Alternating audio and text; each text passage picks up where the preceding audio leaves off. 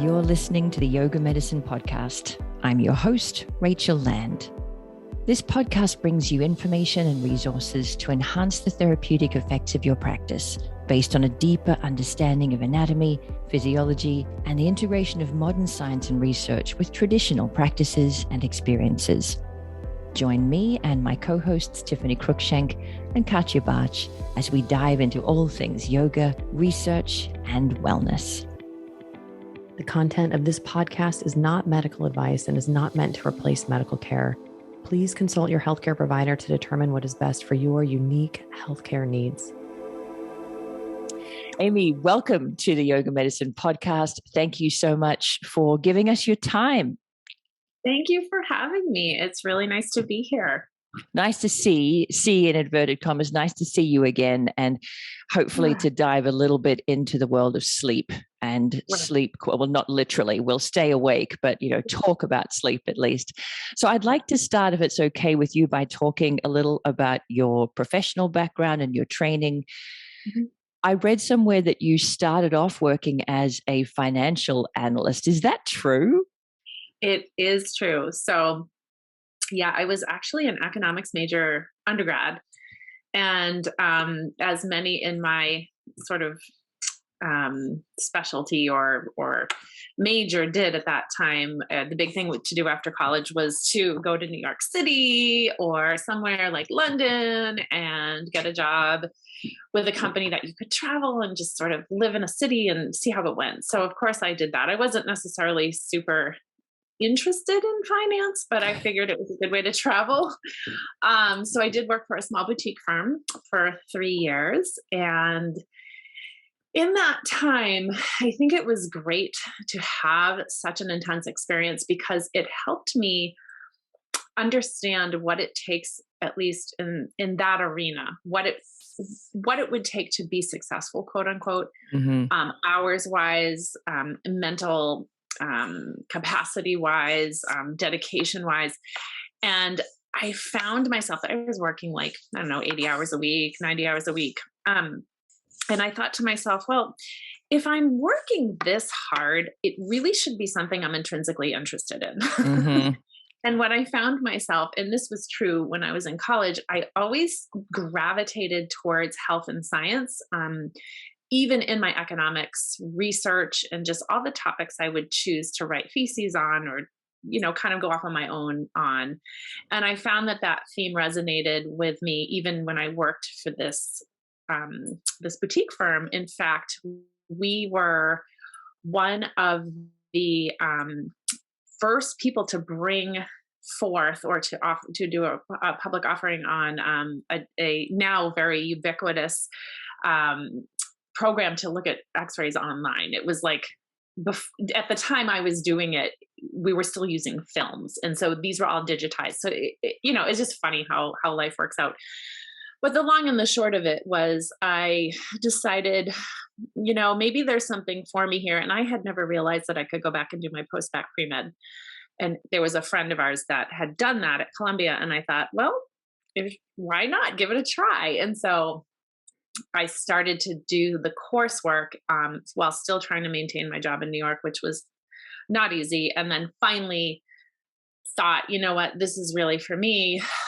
So then transitioned and I moved back in with my parents actually and worked on a research study out of Harvard looking at depression, the onset of depressive symptoms in women as they entered menopause. So I was doing phlebotomy on these women during their cycles. And we were trying to correlate, hormonal levels with depressive symptoms. It was a really cool study. So then, a couple years went by while I was getting all my pre-med done and I finally matriculated and got through med school. And, that's how that all happened. And I have no regrets in both ways. I'm really glad I had the experience in that world because I think I understand it a little bit better and I have a deep appreciation for people that do that kind of work because it's really important. It just wasn't really for me. So you obviously didn't decide, well, I've been working really hard. Now I want a job that's easy. Medicine is definitely doesn't strike me as something easy or low hours so you just wanted to spend your time and energy on something that you felt more passionate about. Yes. Yeah. Yeah. Yeah. And what And got that's well. what got you to emergency medicine? Why was that the area that you wound up working in? That's such a great question. So I went to medical school thinking I was going to be an OBGYN or a surgeon because I really like to work with my hands and I like procedures. And in doing all of my rotations, I realized I didn't just want to work with women or work with children or work with men or work with old people or young people. I kind of wanted to do it all, and also had this idea that I would like to have a skill set that could be useful in any circumstance. So I had this idea, my husband and I both, that we wanted to do medicine without borders or that kind of work.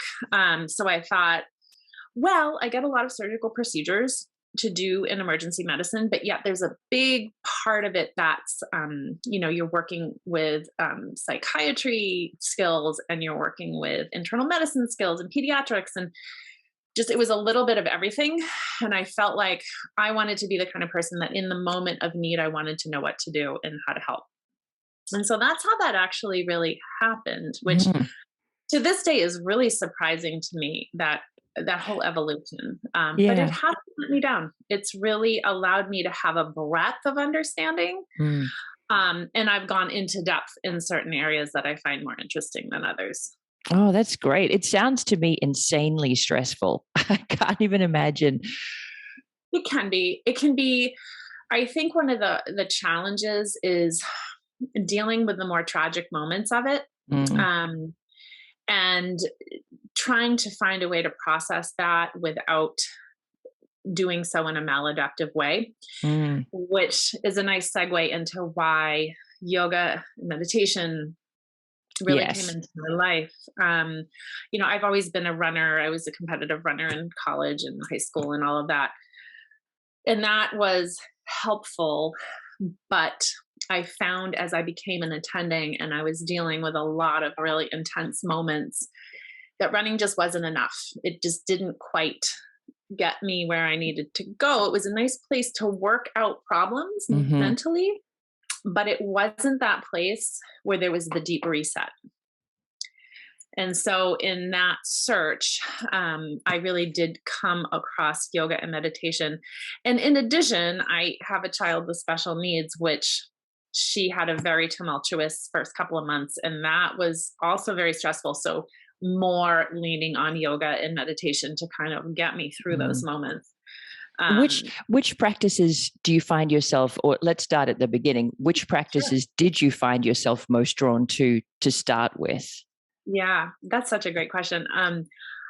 I initially, like most, I think, athletic people, really gravitated towards the hot yoga, the vinyasa, the power, like bring on the intensity, and which was great. But it still wasn't quite getting me where I needed to be, because it would be, I just didn't understand it well enough. It took me a while to understand the yin and yang, right? The balance. And I was still in that, like, kind of push hard and then go to sleep and hopefully recover and it'll all work out. And it wasn't until I really got older where I really gravitated, and quite honestly still find my deepest reset is actually in yin and restorative practices. I am committed to yin in particular. I do yin pretty much every day. And I do add in restorative at least a couple times a week.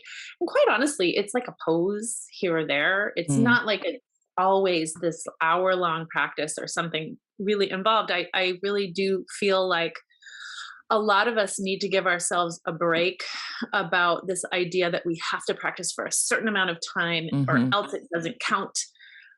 And I think that is absolutely not true. I think your body becomes accustomed to routine. And as long as you dip your toe in there every day, there's muscle memory that happens. And that body just realizes, oh, I'm here. I can come down a notch. I agree. And I think maybe there are times in our lives where we really need ritual and we really need the practice to be a container in and of itself. But there are also other times in our lives where, as you said, it can just be a practical tool that we draw on as we need it to tap into the state that we know it brings us to. It doesn't always have to be this big thing. And I think freeing ourselves from those rules gives us the space to actually access its benefits when we need it, in the midst of the day, or, at a shifting point between work and home life, or wherever it is in your life. So I love that. And I can see why. It feels like a lot of the rest of your life is very young, lots of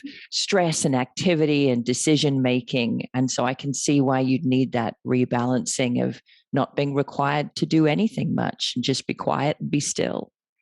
Yeah. And I do also think, speaking to anybody out there who's more of a competitive athlete, or even just a recreational athlete, I do think it's becoming more incorporated and accepted and embraced into proper training these days. And I think people are acknowledging it, but this idea that there has to be this recovery time, and to allow for your body to then become stronger or faster, or whatever the performance metric you're looking for is. You have to have, it all comes back to what I feel like Chinese medicine encompasses so well, but this internal balance of the yin and the yang. You cannot have one without the other. So if you're just maxing it out all the time, you're not leaving any place for that yin. And that's where the positive adaptations actually occur in the yin. You're so right. So do you see in your medical world, do you see the difference between colleagues who have their kind of have a handle on their self-care techniques versus those that don't? And it doesn't have to be yoga, but whatever people do to help them deal with the stress and the trauma that you face day in, day out, you see the difference. Yeah. Absolutely. I mean, I see everything across the spectrum. There are people that I know very deeply who turn to alcohol, or food, or, name your thing. And people who go for walks in the woods and walks with their dogs, or go to the dog beach, or, something quiet, or something just being with friends and having a cup of coffee, or something, or I have a lot of people that I work with that are musicians, and that find that yin of connecting with people and creating music, that creativity, using a different part of your brain, where you're not in that stressful moment where you're trying to make a really hard decision. It's much more flowy. So I see it across the spectrum, and I will tell you that I do see a resiliency more commonly in my colleagues who have more healthy practices. And like I said, it doesn't have to be yin yoga or restorative yoga or yoga at all, or meditation. I think we find those moments, especially meditative moments, I think we all find them in our own ways.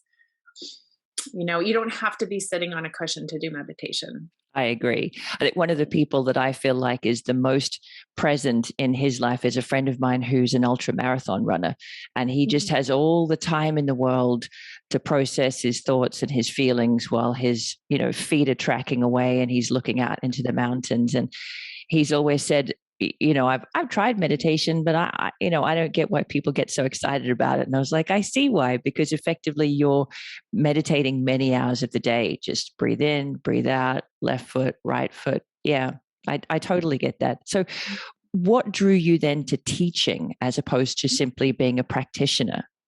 Yoga. Well, again, all these questions are so great. You're leading me right down a nice road. Fingers crossed. I know, right? So in recognizing how I was benefiting, I actually started sneaking in breathing techniques and relaxation techniques to the bedside, even in critical care settings. So for instance, I'll never forget this one woman who I was taking care of in our trauma bay, who was having a terrible time breathing and was very panicky about it.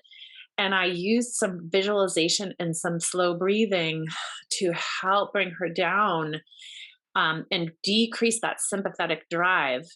And I just saw this unfold in front of my eyes. And, it's not to say I didn't in her case, I actually don't think I ended up giving her an anxiolytic, which is like Ativan or something like that. I don't think I gave it to her because I was kind of blown away at how well she took those practices and really used them. And I saw the physiologic change that happened.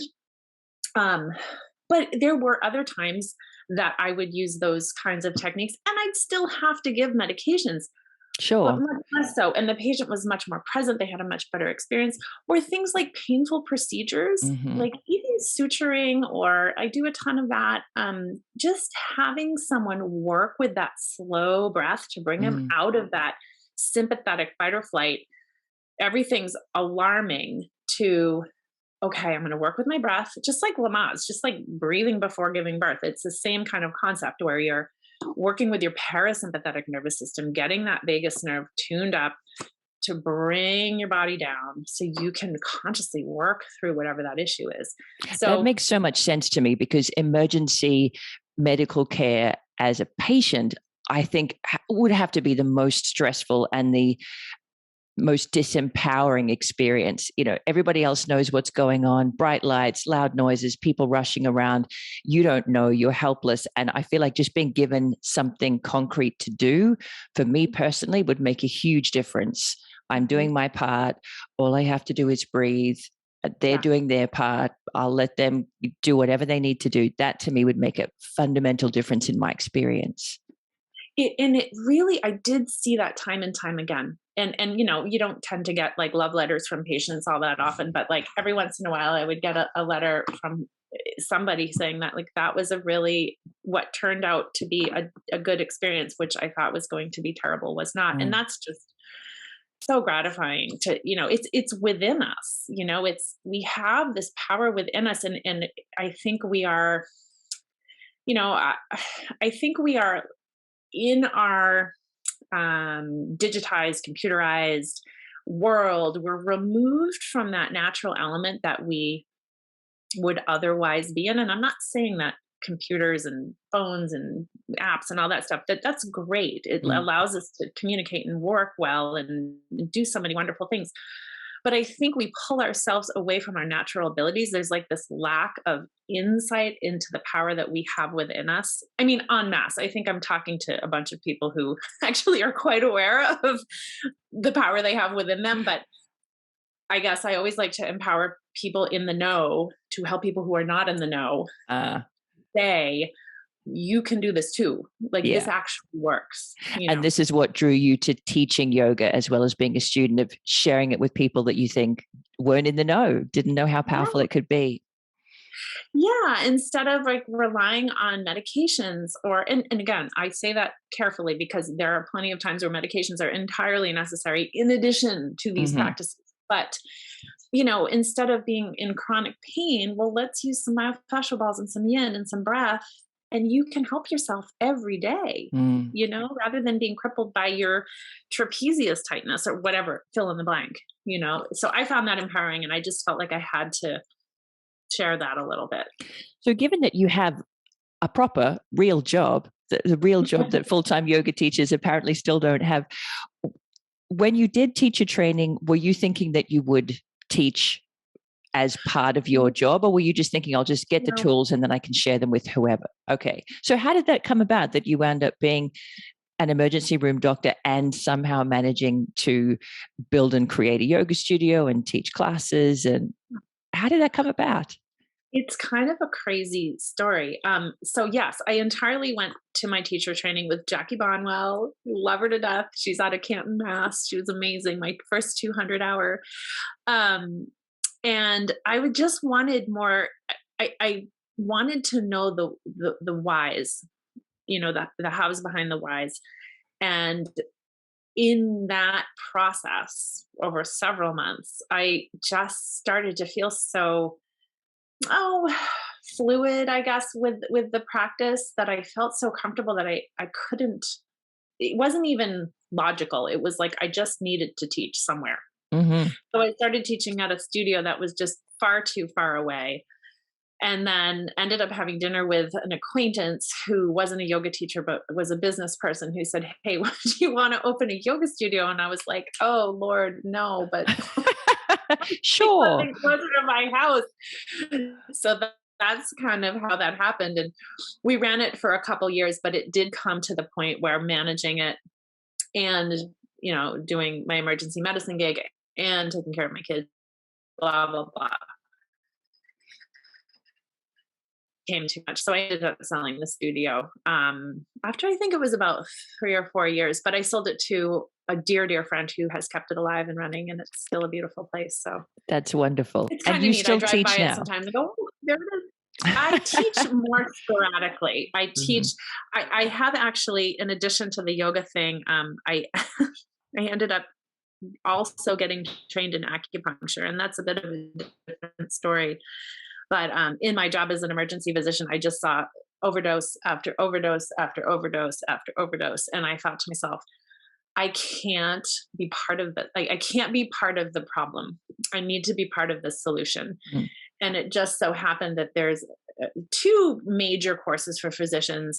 There's one on the West Coast, the Joe Helms course, but then there's another course on the East Coast run through Joe Audette and Kiko Matsumoto, which is a course for physicians on acupuncture. So I took that several years ago, and I've been practicing that ever since.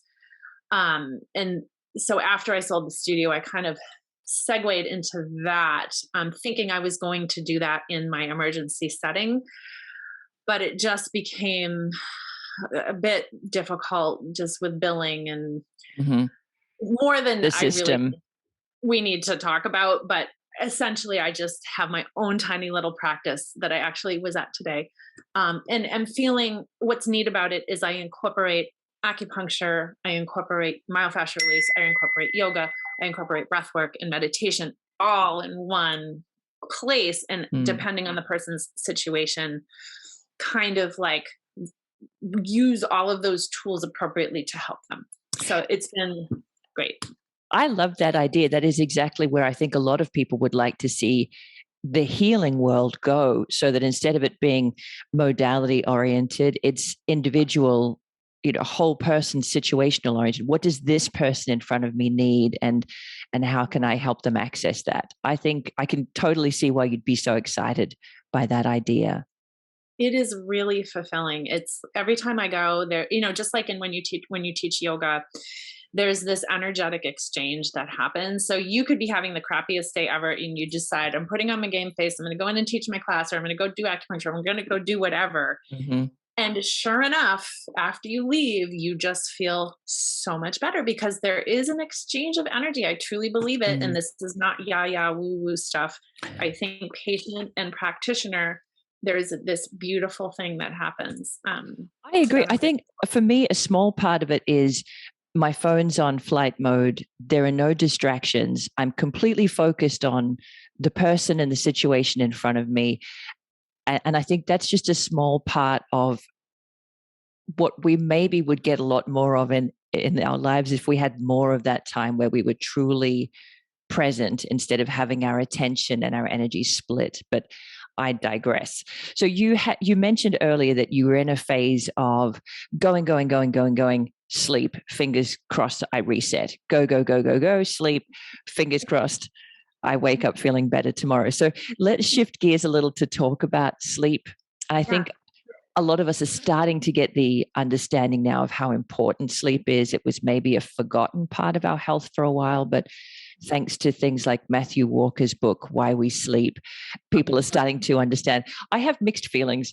There's lots of great information in there, but I also know some people who now lie awake at 2:00 in the morning freaking out because they're not sleeping, and they know now in detail how bad it is for them.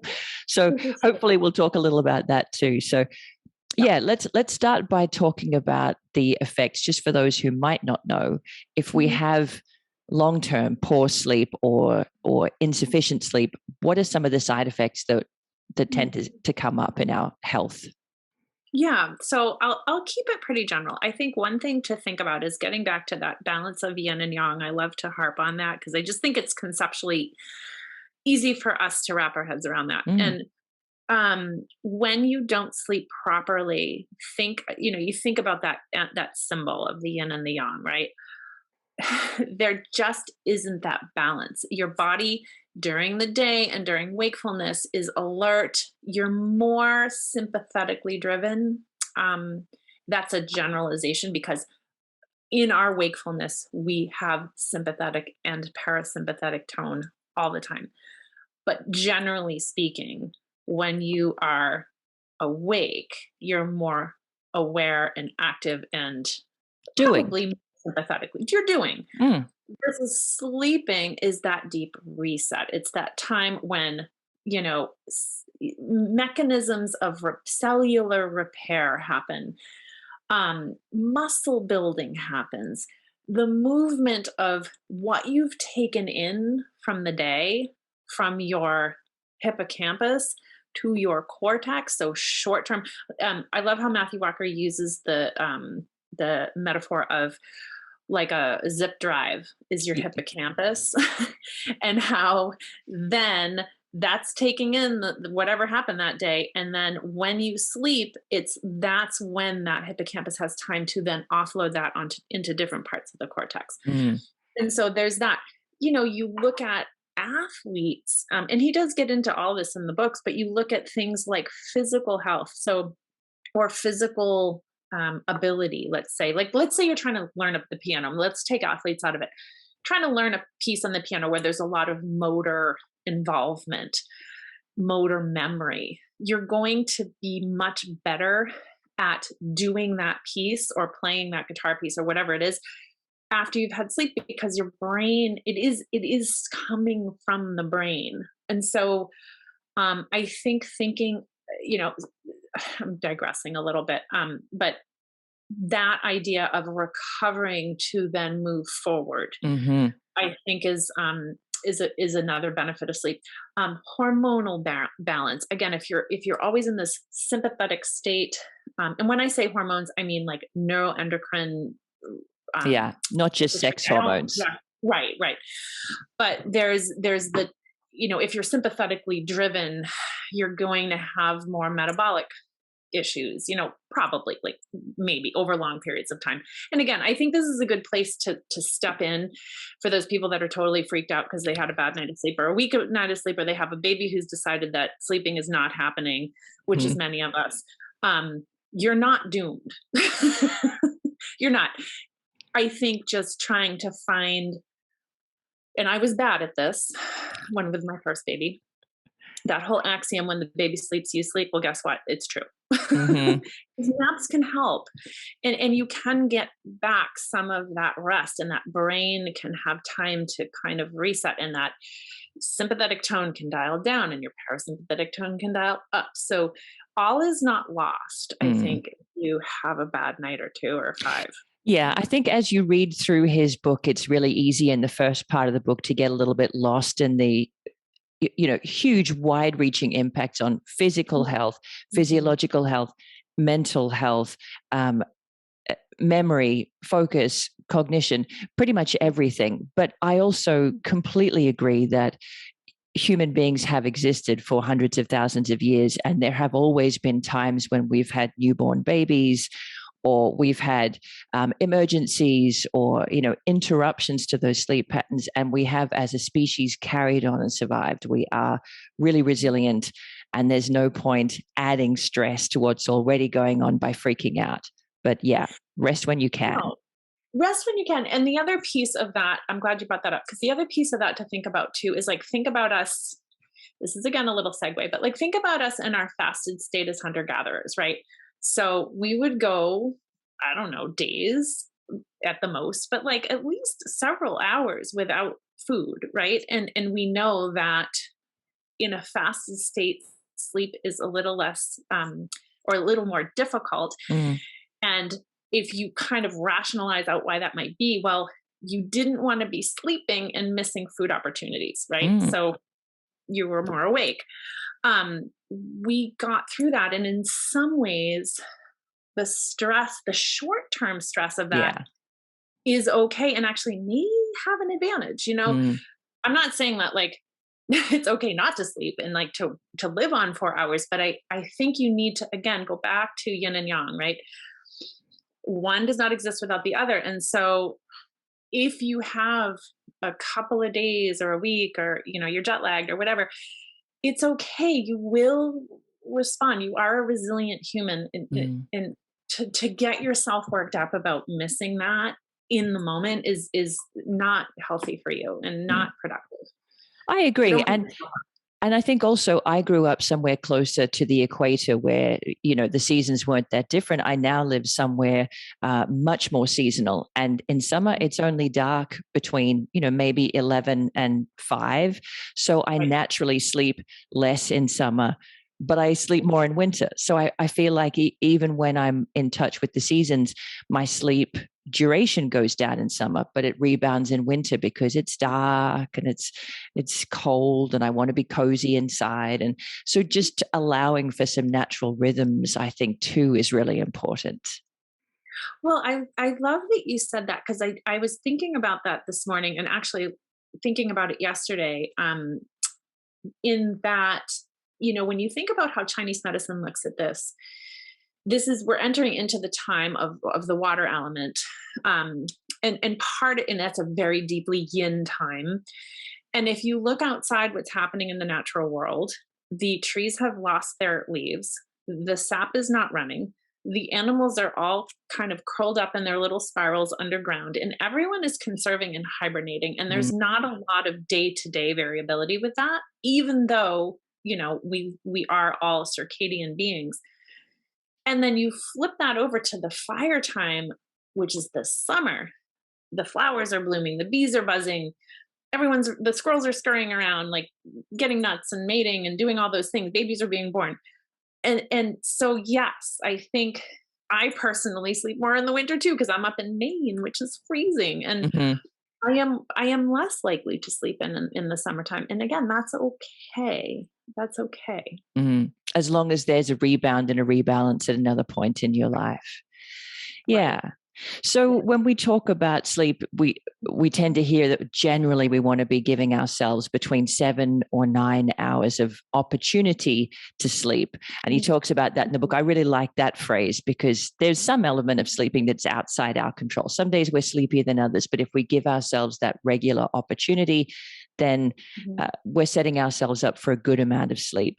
But it's not just about duration, is it? There's quality within that sleep too. Do you want to talk a little bit about how our sleep is made up, the cycles that it goes through?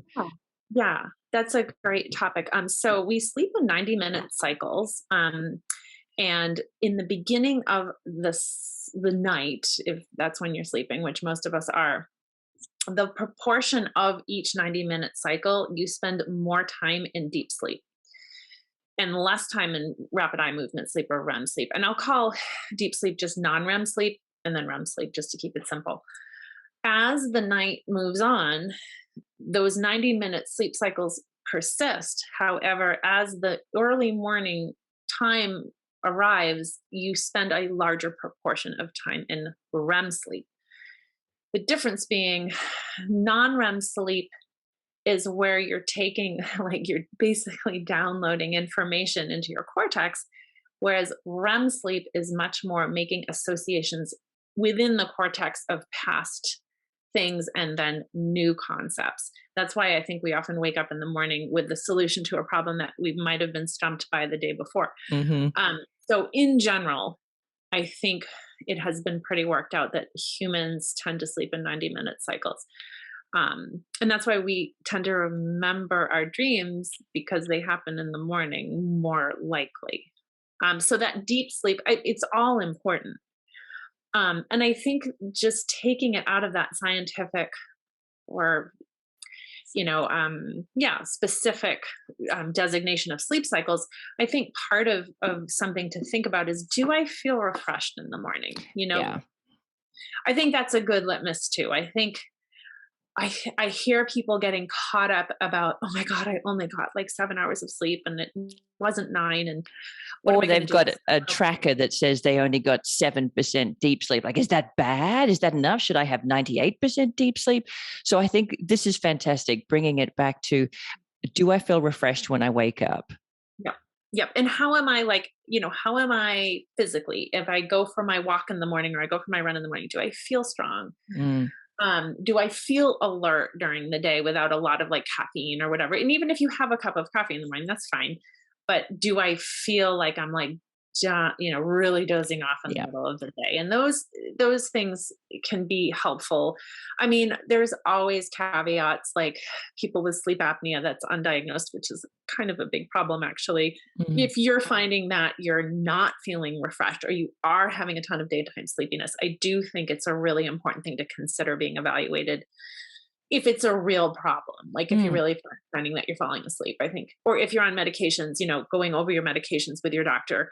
Some people who are on stimulants for ADHD, for instance, some of those stimulants, like they really do have a paradoxical effect and they can cause somnolence during the day. So it's not that you're necessarily getting a bad night of sleep, but some of your medications may be affecting your sleep. So instead of just immediately beating yourself up that you failed somehow, looking at those things with your doctor and saying, I don't feel refreshed. Hey, can we go through my med list? Or what are other things I can do to evaluate that? I think is important. And I think even just understanding, for me, I've been through periods of daytime sleepiness, but I was probably working 3 jobs and sleeping 5 hours a night. So perhaps not particularly surprising that I would park my car and think I'll just lean my head on the steering wheel for a moment and wake up 20 minutes later. Not necessarily surprising. So having a look at the bigger picture of your life, and if there isn't a bigger picture that would suggest that it's reasonable that you're sleepy, having conversations about your medication or talking further to your doctor. Yeah. And of course, there are also people who lean more towards waking up bright and chirpy in the morning and going to bed early, and people who lean more to staying up a little later at night and waking up a little later too. So we all have our own individual rhythms as well.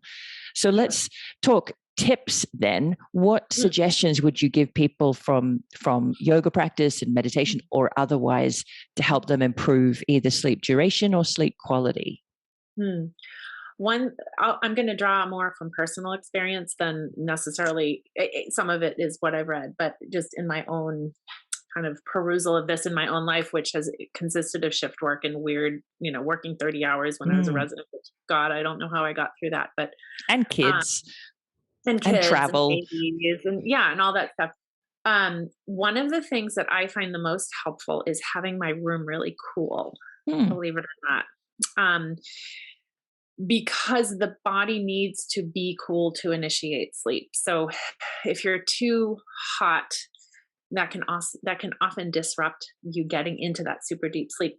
And what's interesting about that, and this is more about what I've read because I don't personally do this, but people find that if they sauna or they shower or they do like a warm bath before bed, that actually can help them get cooler because what happens is the extremities dilate with the vasodilation. So you're dumping heat through your hands and your feet as you get into bed, but keeping that room cool. I think I keep my room, 60 degrees, which is fairly cool. I'll even you and my partner would probably be very happy in the same bedroom at night.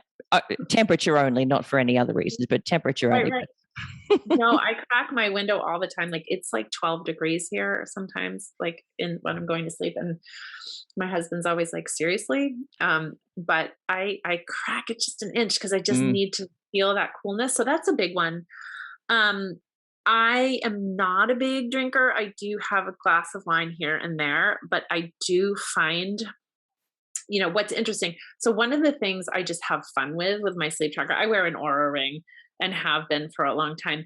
I do notice 2 things that really impact my sleep will be if I have a drink too close to bedtime or if I eat too close to bedtime. Those things are huge. And I will tell you, so my current shift work gets me home around 8:00 and I'm pretty much like not eating most of the day just because I'm so busy that I'm starving when I get home. So I'm like, I know I'm not going to sleep well, but I just have to eat something. And sure enough, I'll look at like my heart rate variability or whatever.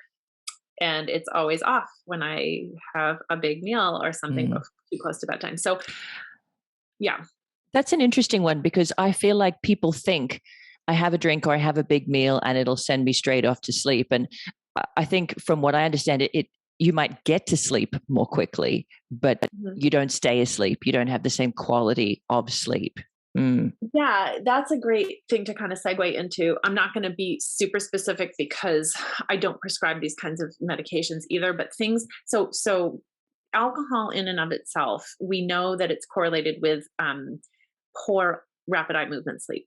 This is when we take what we have in our cortex and all the new memories and we incorporate them, and that helps new learning, and that is highly impacted. But in addition, you can think of alcohol as a sedative, but not as a sleep aid. So essentially, you're being sedated, but you're not sleeping. As much as you may think, well, I'm unconscious, that's different than being asleep. And there's much more like wakefulness throughout the night when you have alcohol on board, or even things like Ambien and some of those sleep aids. They're really not great for us. If you can avoid that stuff, it's again, it's more of a sedative effect than it is truly getting into that deep sleep. You also mentioned finishing shifts late and eating. Yeah.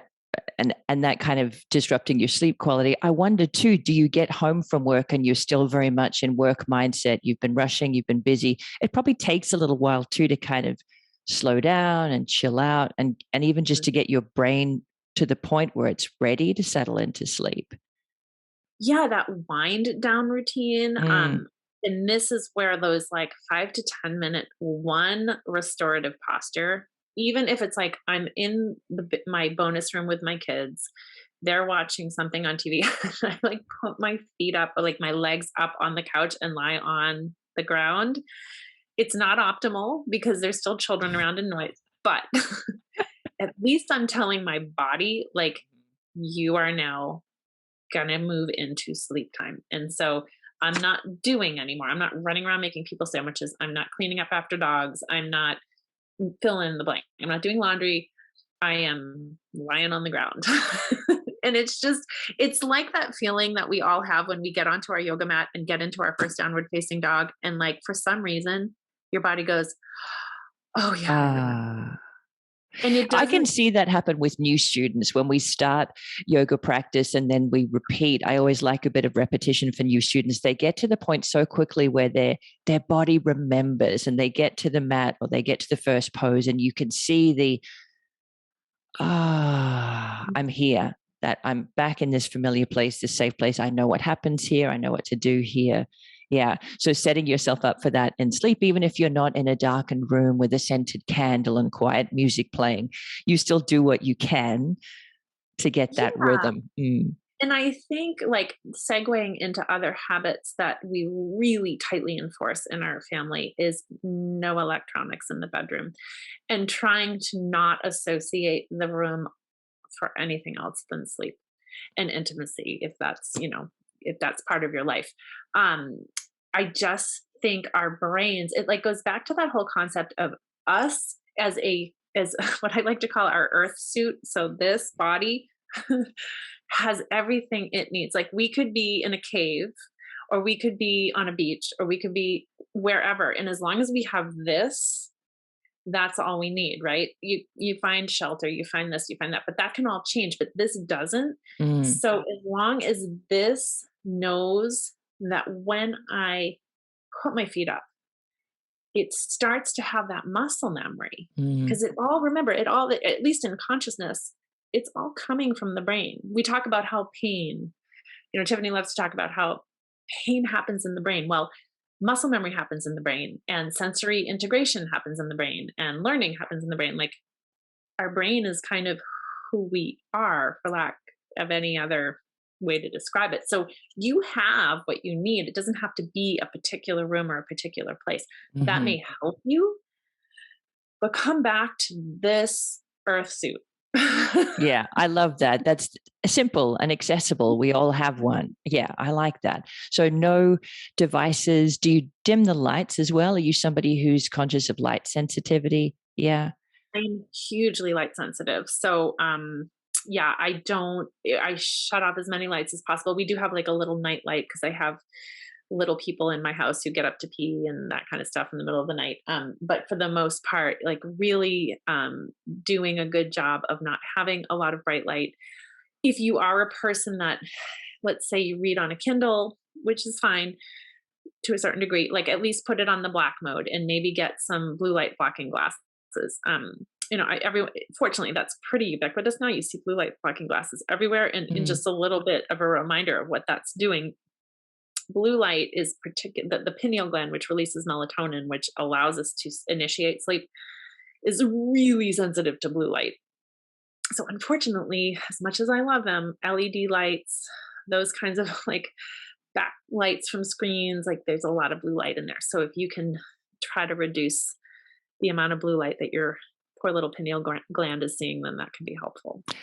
In the evening, but not necessarily during the day, right? No, actually the opposite is true. So if you're a person that's struggling to get to sleep, one of the things you can do in the morning is make sure that you get really good light into your eyes in the morning. Like go outside, don't wear sunglasses in the morning. Like try to get your brain, your optic nerve to take in all of those different wavelengths, because it'll help that circadian rhythm and help reset you. Really, this is kind of getting back to the balance of yin and yang that I love so much. So all of the things that in the evening are really important, like stillness, quiet, down regulation, slowing down, getting cool, getting dark, all of the things that kind of slow down. The opposite is true in the morning of, we want our cortisol levels to peak. We want to be moving. We want that exposure to light and that sense of I'm up, I'm doing. So the sort of flip side in the morning not just helps us get up and get into our day, but actually starts building the sleepiness that we need to get quiet and still at night. That rhythm, so important. So what kind of yoga practices do you employ, if any, in the morning to help you with that get up and get alert? Yeah. So I definitely, so I'm a runner, I'm a morning runner. But before I start running, now that I'm almost 50, I am not just jumping out of bed and running anymore. There's a warm up routine, but I definitely do a couple sun salutations, gentle cat cows, just like getting into my body. And then I'll briskly walk for a little bit, and then I will go out for a run. And then after my run, I will do a pretty good, session of deep stretches, just getting, it's a flowy routine that I have. It's my post-run yoga session. It's certainly not static. It's certainly not deeply yin-y. It's much more fluid. It's much more vinyasa-like. But if I was to do that, like I definitely don't run in the evening anymore because it totally screws up my sleep. I'll just say, hey, the opportunity's missed and I'm just going to go without it today. But doing, that more brisk vinyasa, like yang type of activity in the morning is helpful for me. And I think for a lot of people for that reason. I think so too.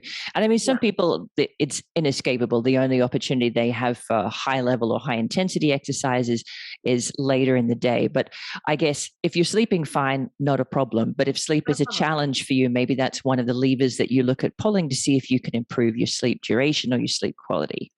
Yeah, absolutely. Everything's individual, isn't it? It really is. And that's one thing. But I think rather than looking at it as like a stressor to go, oh my God, I have to exercise in the afternoon, and oh, what am I going to do because I'm not sleeping well? Like take that as an opportunity to say, well, actually, do I have to exercise in the afternoon, or could I shift things? Could I like look at my day en masse now that so many of us are working from home and have more flexibility? Like it might take a while. It's like any routine, like in the beginning, it doesn't necessarily like feel that easy to get up early to do that. But after you've established that habitual thing, it feels great because you're energized, you're going, your day is on. And I'm not saying it's for everybody. There are plenty of people that can exercise just fine and go to sleep. But if you are someone that is struggling, that might be something to just say, hey, maybe this is a wake up call for me to just look at my entire schedule. And if not, on the days where you can't, maybe instead of it being an evening run, you take the kids, you take the dog. It's a slower paced walk and you're looking around at the leaves and the flowers and the changing seasons. So it becomes part of that sort of slow down regulate, check in, connect. Yep. There's always things we can do with what the opportunities that life offers us, hopefully. Or there's a book that I have yet to read, but one of my really good dog walker friends told me about. It's called The Nature Fix. And I think it really goes into some of the neuroscience behind why being in nature is such a down regulator.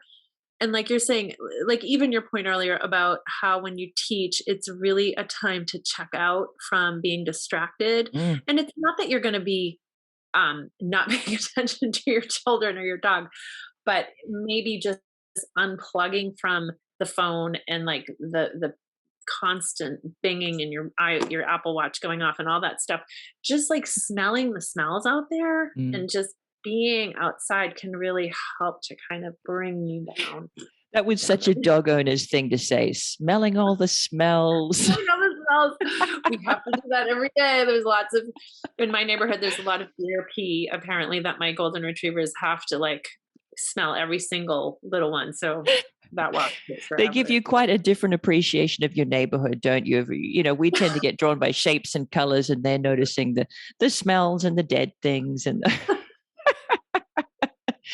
so what about, so we've talked about evening routines, and you can substitute your practice of choice, but things that are slower, quieter, more inward focused. We've talked about morning routines as being things that are a little bit more mobile and energetic and get things moving and warm us up and circulation and getting exposure to morning light. What about if you do wake up during the night?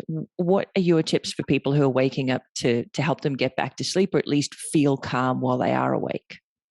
Yeah, that's a great question. Because I have definitely had more experience with that lately. Just, I'm not menopausal yet, but I can kind of feel it maybe sort of You can rearing see it on the horizon.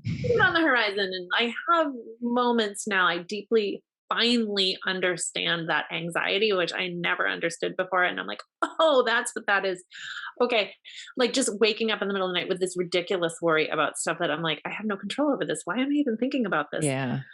So things that I think are helpful are give it a couple, maybe like 5 or 10 minutes of trying maybe some breath work. So I love the imagery, and I teach this all the time with just simple breath work, where I have people close their eyes and I have them breathe in and picture an ellipse, where as the breath comes up the nose and before it gets to the top of the bridge of the nose, it's like one side of the ellipse when the breath is coming in. And then as the breath naturally takes that pause, it's at the top of the nose bridge. And then as the exhale starts, it comes down the other side. So it's a super simple thing to kind of visualize while you're lying there. You keep your focus tightly here. If this is just a suggestion, I use it. And then as the breath comes all the way down before you start to pause again, the pause would happen at the bottom of your nose, and then you start to take that breath in. So just working with very simple breath work, just one breath in, one breath out. And as those thoughts of, worry or whatever it is, planning, come in, just back to the breath, back to the I breath. like that. I feel like it gives you just enough to think about, that it gives your brain a focal point, as opposed to just, I'm just lying here breathing. Right. Yeah. Yeah. Lying there breathing just didn't help me. If I was counting my breath alone, it didn't quite do it. But once I started to bring that imagery in, whatever that image might be for you, maybe it's as I breathe in, I see a brightening color. And as I breathe out, the color gets dimmer, or it's something where you can just have a mental image in your brain that keeps it focused, I think can be helpful. But if you do that for 10 minutes and you're really not getting anywhere, and you feel very awake, get up, go into another room, maybe read a book, something like that. Because what you don't want to do, we've talked a lot about habits, and what we don't want to do is get our brain into the habit that the bedroom is somewhere to be awake. At least that's what the science says. And I have to say, I have had that experience where if I'm really just not falling asleep, I just get up and read in another room, and I'll eventually get tired again and then go back to bed. So something quiet, something that's still kind of sleep appropriate, sleep adjacent. Maybe you could do a restorative yoga pose, but just something that takes you out of the bedroom, being awake and being aware that you're not sleeping in the bedroom. Or, another thing, I would avoid watching TV or movies or doing anything screen related. But one thing I found too with that incessant worry is to have a little notebook and just write all that stuff down, get it off your brain. Cause I find I'm like, oh my God, if I don't remember to do that tomorrow, what am I going to do? So I'm like staying awake, worrying about forgetting to do something, which is absurd. So if I can just write it down, my brain feels like I've just offloaded that. So now I don't have to worry about it anymore. I like that. Really that helps me too. I think you've got to kind of name something and get it out, and you might look at it in the morning and go, this isn't even that important. Doesn't matter. As long as it's out and you don't have to carry the load of it anymore. Right. One less thing to be troubling you. Okay. So that's great. We've talked about evening routines. We've talked about morning routines. We've talked about tools that you can use if you wake up in the middle of the night. But what if you're in a phase in your life where you are shift working, or you've got babies, or you're traveling a lot, and you just know that your sleep quality isn't what you'd like it to be?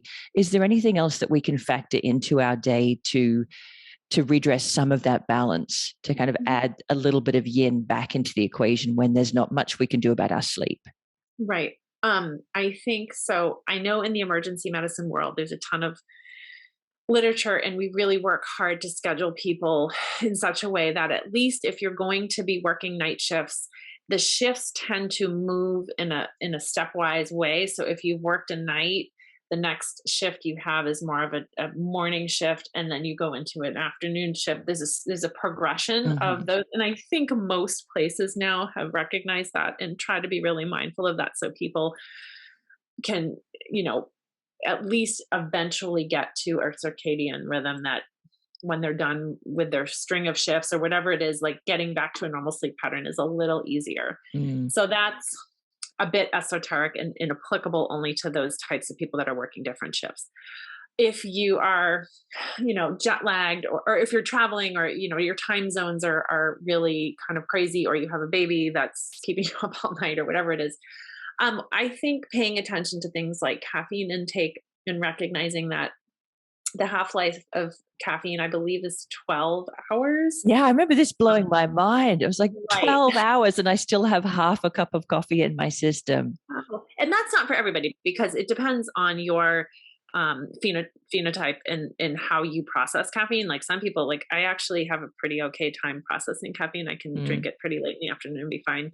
You are my partner. He's the same. He can have a coffee as he's walking into the bedroom to sleep and still sleep. Yeah. It's kind of crazy. Although I am a little bit more wary of that now, even though I feel like I'm okay. Like I'm like, maybe I'm not. So I'm just being mindful of that and saying, 1:00 for me in the afternoon is a kind of cutoff time, but recognizing that caffeine so there's this whole idea of sleep pressure that we build over time. And there are these receptors in our brain that are adenosine receptors. And unfortunately, caffeine blocks them. So the way sleep pressure works, and this again is fortunately in the morning, but unfortunately in the evening.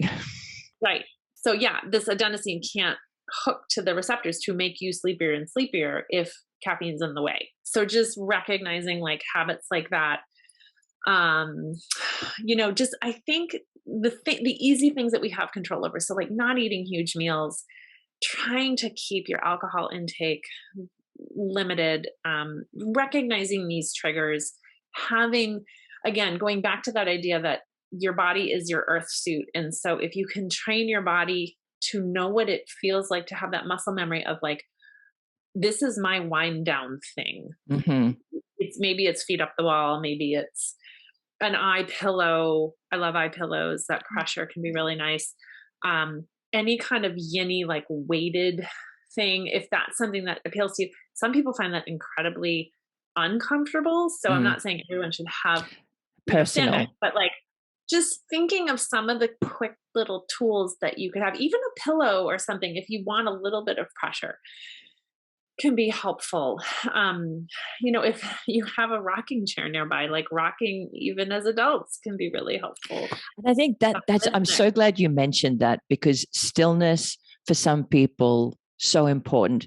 Rhythmic movement for other people, so important. So just figuring out what works for you and then making that part of your routine. I love that. Yeah, because I think we do get caught up in like the latest and greatest, like this is how you do this and no other way. And if you don't do it this way, then you are behind the times. And that's not true.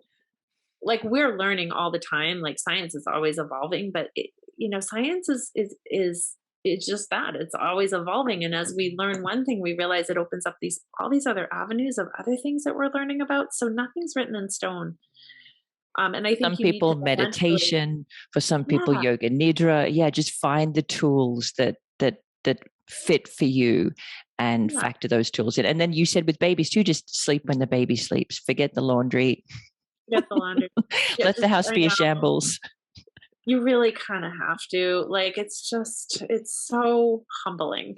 The baby thing is so humbling. It's like nobody could ever have told you. And yet it's beautiful and wonderful, but it's like, oh wow, like this is real. This is really Yeah. happening. And I guess there's maybe when you have a baby, there's something more important than your sleep quality. You're growing a human being. So it's okay if your sleep quality takes a backward step for a short period of time. Yeah. Oh, and I did want to get back to the sleep trackers. So Mm, realize that these sleep trackers are not super specific. Like they're specific-ish, but they're not like going to a sleep lab and like measuring your brain waves. So take that with a grain of salt. Like I would not remain fixated on your sleep trackers. Sleep trackers are nice tools to get a general idea of what's going on, but to like think you are failing because your sleep tracker says that you're like not in the deep sleep, even though maybe you woke up in the morning and you feel okay, mm-hmm. or vice versa. Let's say that your sleep tracker is like, you had a great night of sleep. And then you're like, I feel like crap. Like, just realize that they're not the end all be all. There's still a long way, I think, for these things to go. I think that's really important. The tools should never substitute for your experience. The most important thing, I think, to know whether you're sleeping well is how do I actually feel? What's my energy like? What's my memory and my focus like? What's my physical state like? Do I have the energy I need to do the things I want to do in my day? And if I have, probably my sleep's okay. And if it's not, then you start diving into all the details. But if it is, trust your own experience. I just, when you said that, it brought back this teaching moment in, every medical student and resident goes through, but it's, so you have a patient in the ER and they're hooked up to all these monitors and you see this go off and that go off and this is bonging and that's bonging and you're freaking out and you're like, oh my God. And then the attending says to you, okay, now did you look at the patient? And the patient's sitting there looking fine. Right. And you're like ready to like do all this heroic stuff. And the person's like, I'm fine. Like, I feel great. Like, it's okay. Or vice versa. Like everything looks great. Did you look at the patient? Mm-hmm. Did you check in with yourself? So don't be deluded by your contraptions too much. They're a guide, but they're not gospel. I like that. And I think that's a nice place to start wrapping up. Is there any other advice that you wanted to offer or any other practices that have been really helpful for you that you wanted to share? I think from an exercise perspective, just changing things up every once in a while. For instance, in my own case, I have a proclivity to just like run all the time. Just run because that's what you know. And like every once in a while, I'm like, you know what? I'm going to go for a snowshoe. Or doing something new and not getting stuck too much in a rut, getting outside more. I find that I sleep better when I get fresh air.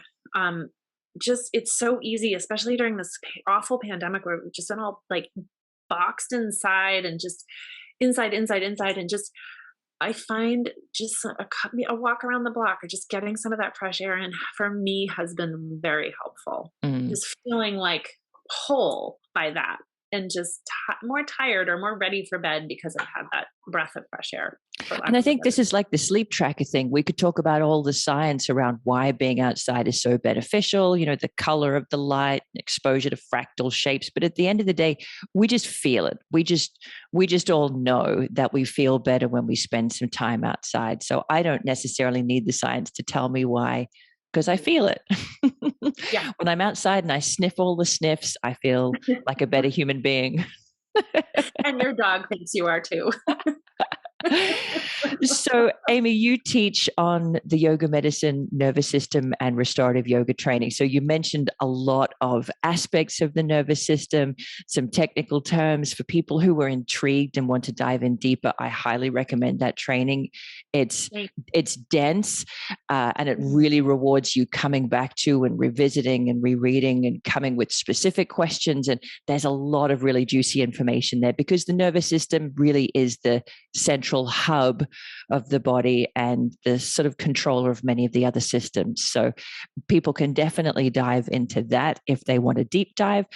Where else would they find you if they want to learn more about you and what you do?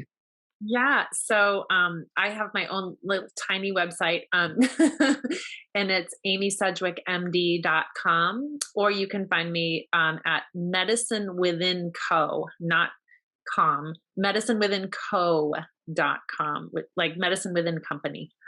But amysedgwickmd.com is probably the best place to find me. And I post a couple of free videos and just like some restorative postures and myofascial things. And if you're local and you want to do a session with me, you can send me a message through there, and I'd be happy to work with you.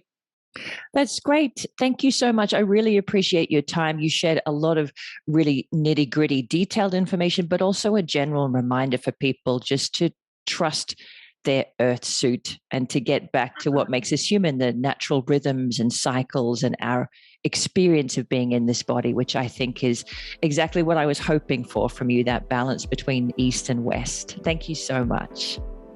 Well, thanks for having me, Rachel. It was great. I had a lot of fun. Yay. All right.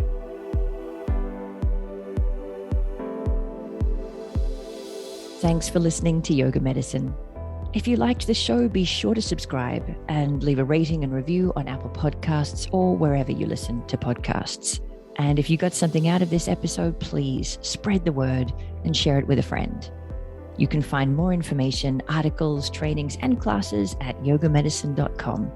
Check us out on social media as Yoga Medicine, or you can email us at info@yogamedicine.com.